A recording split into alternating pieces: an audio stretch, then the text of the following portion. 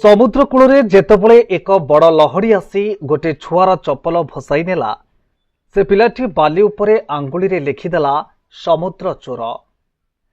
ସେହି ସମୁଦ୍ର କୂଳରେ ଜଣେ କେଉଟ ବହୁତ ମାଛ ଧରି ପକାଇଲା।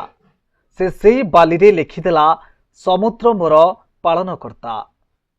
ଜଣେ ଯୁବକ ସମୁଦ୍ରରେ ବୁଡ଼ି ମରିଗଲା। ତା ମା ବାଲିରେ ଲେଖିଦେଲା ସମୁଦ୍ର ହତ୍ୟାକାରୀ।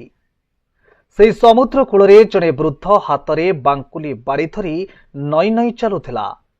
ସେ ଏକ ଶାମୁକାରେ ଅମୂଲ୍ୟ ମୋତି ପାଇଗଲା।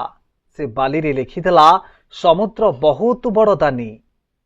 ଅଚାନକ ଏକ ବଡ଼ ଲହଡ଼ି ଆସିଲା ଆଉ ସମସ୍ତଙ୍କ ଲେଖା ଲିଭାଇ ଦେଇ ଚାଲିଗଲା। ଅର୍ଥାତ୍ ସମୁଦ୍ରକୁ କୌଣସି କଥାରେ କିଛି ଫରକ ପଡ଼ିଲା ନାହିଁ।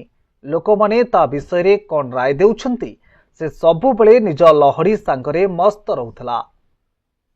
ଯଦି ବିଶାଳ ସମୁଦ୍ର ହେବାର ଅଛି ତ ଜୀବନରେ କେବେ ବି ଅଯଥା କଥା ଟିକା ଟିପ୍ପଣୀ ପ୍ରତି ଧ୍ୟାନ ଦିଅନ୍ତୁ ନାହିଁ।